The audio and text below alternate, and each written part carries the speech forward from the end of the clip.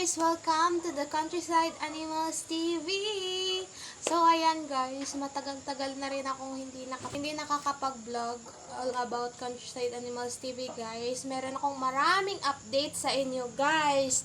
So, ayan guys, so for today's video is i-share ko sa inyo yung updates ng Countryside Animals TV guys. Matagal-tagal na rin na hindi nakapag-upload. So, ayan guys, so for today's video is i-share ko sa inyo yung update ng Countryside Animals TV. So, ayan guys. Huwag na natin ipaligoy-ligoy pa. Let's go to the video. Ito po yung part na hinanap ko yung pusa dahil may mag-a-adapt sa kanya. Hala, nilayas man niya. Bilma, kay kabalo siyang ihatag siya. Ming! Ming! Ming! Hala, kabalo dyan si... Ming!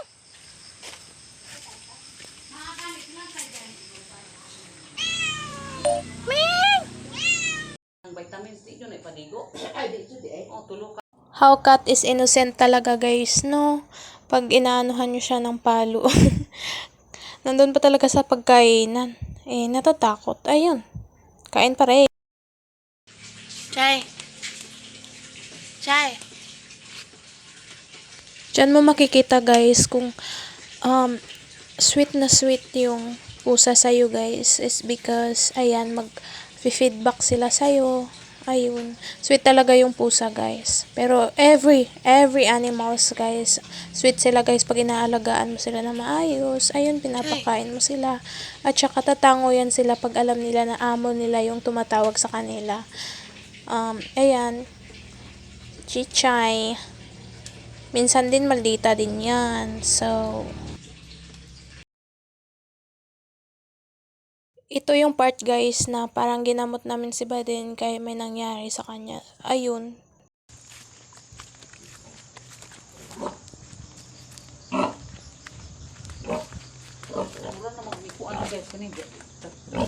Diyan sa part na yan guys, binigyan namin siya ng pagkain para hindi siya gumalaw-galaw pag i-injection na siya ng kanyang doktor. So, ayun guys, need siya na injection. Yup.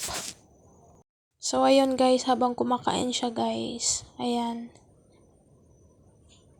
In the middle of the night, charis.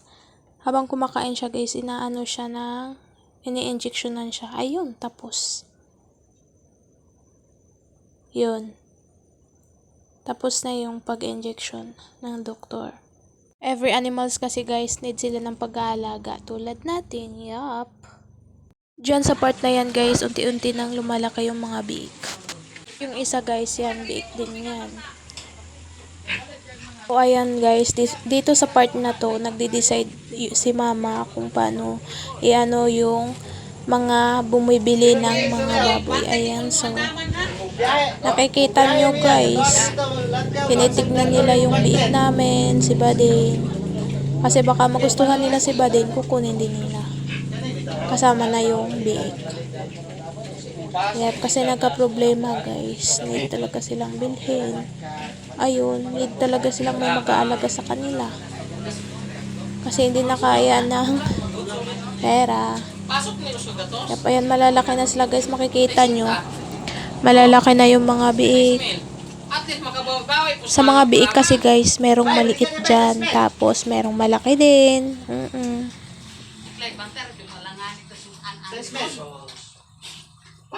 So, ayan guys, dito sa part na to, kinuha na talaga nila yung baboy na si Baden at saka yung mga biik guys. Ayan, makikita nyo, nag-aanuhan na sila sa mga biik.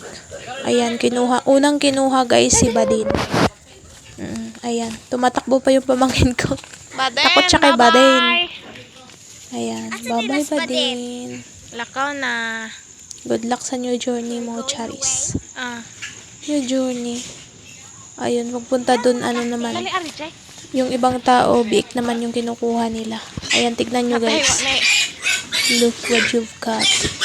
Yung sabi ko sa kanila, uy, may harang. Pwede nyo lang kunin yung harang. Hindi na kinuha yung harang. Ayan, pabida pa yung simitoy. Akala niya kung anong gagawin sa biik. Kaya inaano niya, oh. Si JJ Inaano niya yung biik. Ayan. Tignan mo yung isa Okay lang, yung kaya ikaw nagdala may ng sunod. isang liit. Datulo aglawan. Dili na kami ngawon ni Padin ka? Ngawon, kaya ako may galalo.